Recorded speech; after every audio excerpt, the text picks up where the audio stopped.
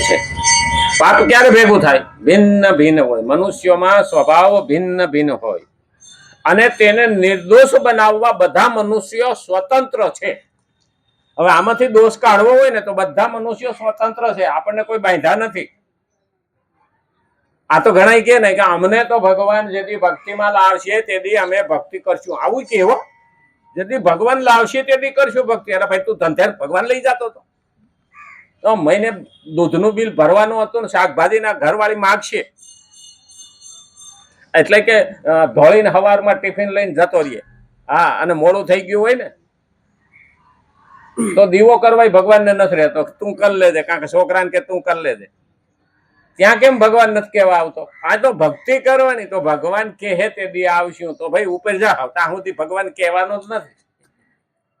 આપણે સમય કાઢવો પડે અને જ્ઞાન લેવા માટે પ્રભુને આપણે પાસે જવું પડે. બધા મનુષ્યો સ્વતંત્ર છે. વ્યક્તિગત સ્વભાવની ભિન્નતા જ્ઞાની મહાપુરુષોમાં પણ રહે છે. દરેકના સ્વભાવમાં ભિન્નતા જ્ઞાની મહાપુરુષોમાં પણ રહે છે. જ્ઞાની મહાપુરુષ ક્રોધિત થાય તો જીભ પૂરતું હોય. મા બાપ છે ને એના શબ્દો કડવા હોય પણ અંદર પ્રેમ હોય, અને હરામખોર હોય એના શબ્દો મીઠા હોય પણ અંદર કપટ હોય. આ બે ઓળખવું જોઈએ. કારણ કે આપણો છે ને ગુરુ, માં અને બાપ આ આપણા છે ને એના શબ્દો કડવાય છે પણ અંદર પ્રેમ છે. એટલે નારિયેળ છે ને, નારિયેળ ઉપર કડક છે, સોયત્રા સિલો પછી પેલું કાચલું આવે અને કાચલું તોડ્યા પછી અંદરથી ગોટો નીકળે અને ગોટો નીકળ્યા પછી અંદર પાણી મીઠું નીકળે. આ પેલું સમજી લેવું જોઈએ. મા બાપ અને ગુરુ. આપણે છોકરું બપોર વસારે તાપ હોય અને 5 વર્ષનું હોય 7 વર્ષનું હોય અને માને ઘડીએ ઘડીએ કે મમ્મી હું રમવા જાઉં, માં કે ના તડકો છે ન જવાય, માંદા પડી જાય, લૂ લાગી જાય. મમ્મી હું રમવા જાઉં, વાહે પડે ઘડીએ ઘડીએ મમ્મી ને હુવા દે નહીં, માને હુવા દે નહીં, અને પછી માં ખીજાય શું કે જા મર. હકીકતમાં તું મરી જાય એમ નથી કેતી, એની અંદરથી પ્રેમની બળતરા બોલે છે, જા રહીને જીવ. આ પણ મહત્વનું છે. ભગવાન આપણને કડક શબ્દ કે, ગુરુ આપણને કડક શબ્દ કે, મા બાપ આપણને કડક શબ્દ કે તો એમાં આપણું હિત હોય છે. અને એટલે જ કીધું છે અહીંયા ભગવાને કે આ સ્વભાવ બધા મનુષ્યોમાં ભિન્ન ભિન્ન હોય છે અને તેને નિર્દોષ બનાવવામાં બધા મનુષ્યો સ્વતંત્ર છે. આપણને કોઈ બાંધા નથી. એને દોષ વિનાનો બનાવવા માટે આપણે સંગ સુધારવો પડે. વાલિયા ભીલમાંથી વાલ્મીકી ઋષિ ત્યારે જ થવાય જ્યારે નારદ મુનિનો સંગ થાય, એ વિના થવાતું નથી. હકીકતમાં જોવા જઈએ ને તો તુલસીદાસને પહેલો ગુરુ ગણીએ તો એની ઘરવાળી. મારી પાછળ એટલા પાગલ થયા એટલા જો ભગવાન પાછળ થયા હોય તો પ્રભુ આમો આવીને ઉભો રહી. મંદાકિનીના કાંઠે તુલસીદાસને ભગવાને દર્શન આપ્યા હતા ચિત્રકૂટમાં. चित्रकूट के घाट पे भय संतन की भीड़, तुलसीदास चंदन घसे तिलक करे रघुवीर. પહેલી ગુરુ એની ઘરવાળી છે એટલે તો કીધું છે પતિવ્રતા નારી, પતિને પણ વ્રત આપે એને નારી, એવી નારી મંદાકિનીને કાંઠે. તો સ્વતંત્ર છીએ આપણે, ભિન્ન ભિન્ન હોય અને નિર્દોષ બનાવવા બધા મનુષ્યો સ્વતંત્ર છે. વ્યક્તિગત સ્વભાવની ભિન્નતા જ્ઞાની મહાપુરુષોમાં પણ રહે છે. ચેતનમાં ભિન્નતા હોતી જ નથી. ચેતન એટલે આત્મા. આત્મામાં ભેદભાવ હોતો, ભિન્નતા હોતી નથી, સ્વભાવમાં હોય. સંગ બદલાણો તોળી રાણીએ 3 નર તાર્યા, શાસકીઓને સધીર, જેસલ જગનો ચોલટો પલમાં કીધો પીર. પલ એટલે તરત નહીં, એની હારે સંસાર માંડ્યો અને પેલાને જ્ઞાન આપીને બેયને ત્રણેયને તાર્યા. સંગ બદલાણો તો જેસલ જગનો ચોલટો એનો પણ તલવાર મૂકી અને સાચું જ્ઞાન થઈ ગયું. કાલ હું એક વિડીયો જોતો હતો, મને કોઈ મોકલો હતો. 80,000ની પગારદાર છોકરી, 25-27 વર્ષની, એ મૂકી અને રામ અને કૃષ્ણની પાછળ સાધુ બની ગઈ, ભેખ લઈ લીધી.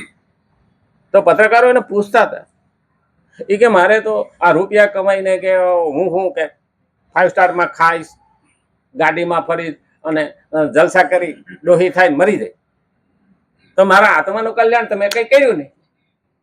એટલે મેં નોકરી મેળવી દીધી અને મારા પ્રભુને રસ્તે નીકળી ગઈ. આને કહેવાય ગમે એટલું ભણ્યા તોય સાચી સમજણ આવી કહેવાય. એ કાલે વિડીયો જોયા પછી એમ લાગે કે માણસને જ્યારે લાગી જાય ને તારી લગની લાગી ભજીયા સુંદર શાન. મીરાએ જવાનીમાં ભગવાનને અર્પણ કરી દીધું હતું, પાનબાઈએ જવાનીમાં અર્પણ કરી દીધું. ખરેખર જોવા જઈએ ને તો પરબ બાવડી જે થઈ ગયા ગંગા સતી અને પાનબાઈ, એ આણુવારીને હાહરે જતા હતા અને રસ્તામાં પરબ બાવડી આવે એટલે એની હાહુ તેડવા આણુવારીને વહુને ગયા હતા, લઈને આવતા હતા, ગાડામાં જતા. પેલા તો બસું ક્યાં હતી? તે કે હે ગંગા તું જઈ નહીં કે અહીં પરબ બાવડી કે રામદેવ નું સ્થાનક છે, પગે લાગતી ધાર ઉપર ટેકરો છે, ત્યાં ગાડું ઝાડવા એટલે સાંઈ ઊભું રાખીને ત્યાં પગે લાગવા ગયા ને એ પગે લાગ્યા ને આંટો માર્યો, આત્મા રંગાઈ ગયો. બાઈજી કે તમારો દીકરો એ મારો ભાઈ, અધવાસારે જાઓ, હારે ગઈ નહીં. અને ત્યાં ભક્તિ લાગી ગઈ. ગંગા સતી અને પાનબાઈ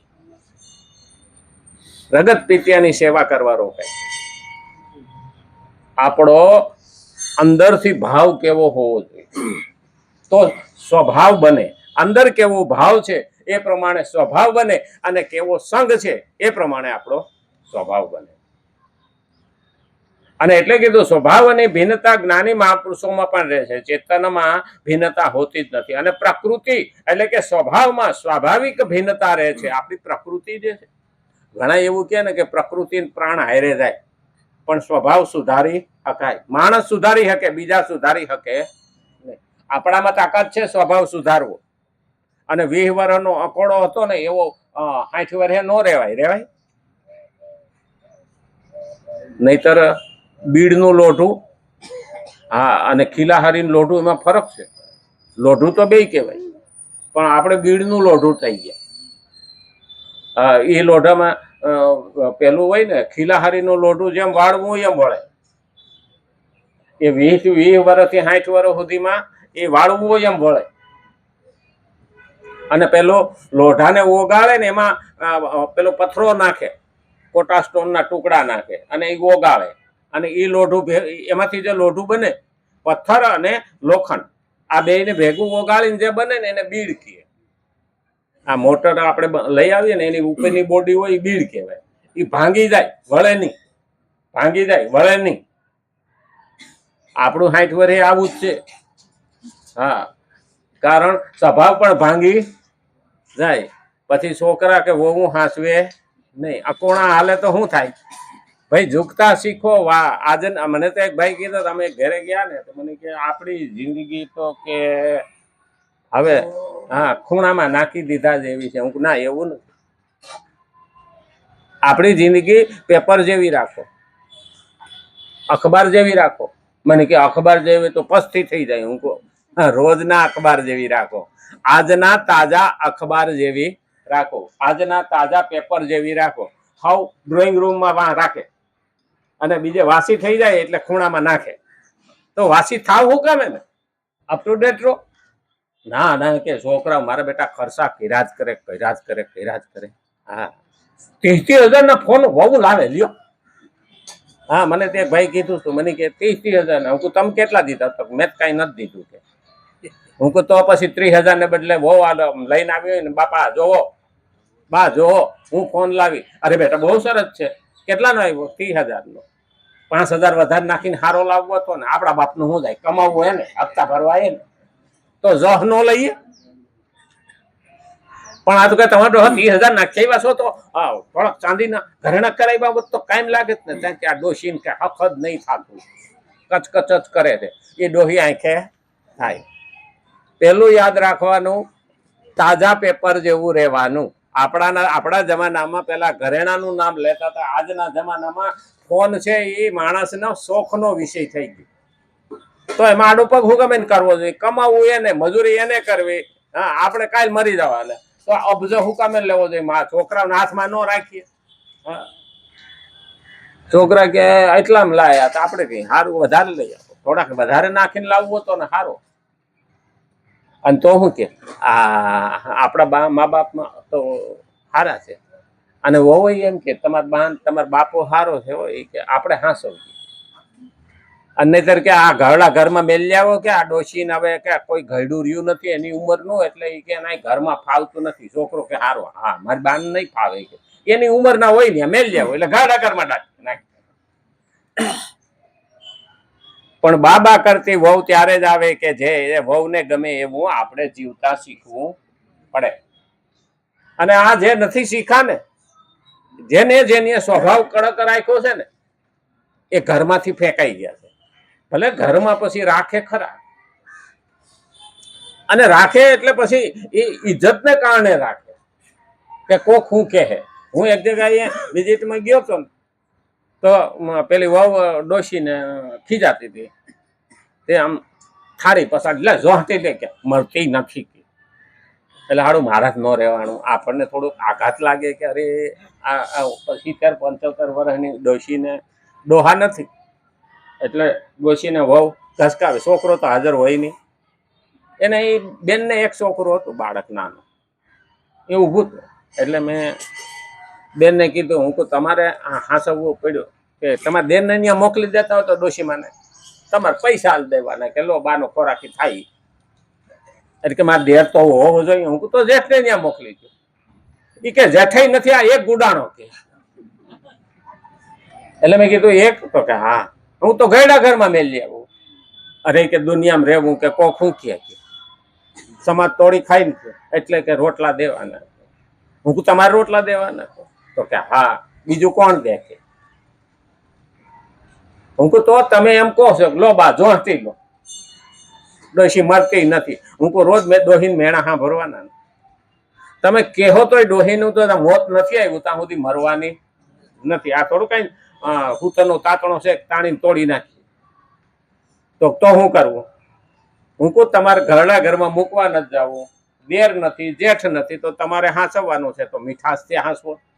લો બા હાલો ગરમ ગરમ ખાઈ લ્યો, બા જમવાનો ટાઈમ થઈ ગયો. હું ગાળો દઈને ખવડાવવાનું છે, પ્રેમથી પણ સાંભળાવવાનું છે. ખવડાવવાનું તો ખરું. અટાણે દોહી રોતા રોતા ખાહે, પેલી અંદરથી આતરડી આશીર્વાદ દેતા દેતા ખાહે. હું કહું તમારું સારું થાય, નહીતર આ છોકરો તમારે એ આવું જ કરશે. આ જોઈજો. અઠવાડિયા પછી માજી નીકળ્યા ને એટલે મને કે ભાઈ વહુ ને કયું ઇન્જેક્શન દીધું હતું? કેમ? તો કે મારી બેટી કે સારું સારું ખવડાવે છે ને મીઠી મીઠી બોલે. હું કે ભાન થઈ ગયું કે હવે આ છોકરો પણ મારી અરે આવું કરશે. વારા પછી વારો, મેં પછી ગાળો. સ્વભાવ સુધારો. ખાલી વૃદ્ધાવસ્થામાં પણ નહીં, યુવાનીમાં પણ સ્વભાવ સુધારો. ભલે આપણે આજે ટમેટા જેવા હોય, પણ કાલે આ ગોરે રંગ પે ઇતના ગુમાન ન કર, ગોરા રંગ એક દિન ઢલ જાયેગા. તો સંસ્કૃતમાં કીધું અંગમ ગલિતમ પલિતમ મુંડમ દસન વિહીનમ જાતમ તુંડમ વૃદ્ધો યાતિ ગૃહિત્વા દંડમ. બધું ઓગળી જશે. તો એક વખત આપણે સ્વભાવ સુધારવો પડે. મહત્વનો પોઈન્ટ એ છે કે આપણે સ્વભાવમાં કેવું ઉતારીએ છીએ ને કેવો સંગ કરીએ છીએ. પ્રકૃતિ છે જ વિષમ. જેવી રીતે એક જાતિના હોવા છતાં પણ આંબા વગેરેના વૃક્ષોમાં અવાંતર ભેદ રહે છે. એક જ જાતિના હોય ને છતાં એમાં અવાંતર ભેદ હોય. કેસર કેરી જુદી, દેશી આંબો જુદો, હાફૂસ જુદી, રાજાપુરી જુદી, હા લંગડો જુદો. આમ કેરીની કેટલી જાતો છે. અમારા કાઠિયાવાડમાં તમે જાઓ ને તો હા કેસર કેરી, કાચી કેરી લો ને તો ગાજર જેવી લાગે, અને અમુક ખાખડી ખાવ ને તો એ ખાટી લાગે. એટલે એમાંય ભેદ છે. ભલે આંબો કહેવાય ખરો, આપણે માણા કહેવાય ખરા, પણ ભેદ નથી. અમુક ને બોલ આવ્યા ન થાય ને, એ આમાંથી આવતા હોય ને આમ તડબડાટી બોલતી આવે. બુઢા હોય ને પણ આમ મુશે તાવ દઈને આવે, આમ ઊંસું થઈને આવતા હોય. રસ્તામાં પગરખાની અણી ઉપર પથરા ઠેબે લેતા. એટલે આપણે કહીએ ને ક્યાંથી આવો તો સુલામાંથી. તો અહીંયા ધગતા લાગો. એ સ્વભાવ કેવો? અરે પણ કે હેઠું જોઈને હાલતા હોય, અમે તો શું ખોટા કામ કર્યા છે કે હેઠું ખાલીએ. હવે એમાં એને મોટાઈ માનતા હોય. આવા સ્વભાવ સુધરતા નથી, એને સુધારવો પડે. અને એટલે કીધું છે ભિન્નતા રે પ્રકૃતિ છે જ વિષમ.